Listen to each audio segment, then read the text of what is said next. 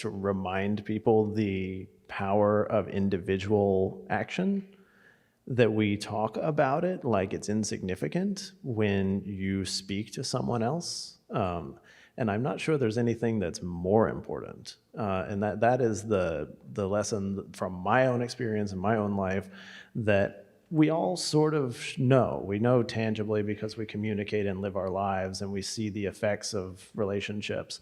But it's very important to remind anyone who's looking for how can I engage. It doesn't have to be leading a movement or being at the head of a march. It can be speaking to a friend or a cousin or somebody in line at Panera Bread. You know, it can be any sort of little moment. And those are the things that change the world.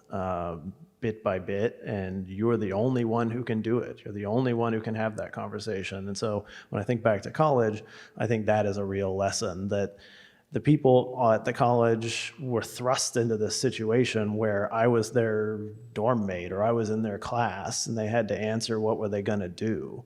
Lots of them circled the wagons and prioritized students of color and said, you belong here and don't let anyone tell you otherwise. And then other ones invited me to a Shabbat dinner and then found themselves at dinner with me and said, are you willing to explain how this possibly makes sense to you? Are you open to me challenging it?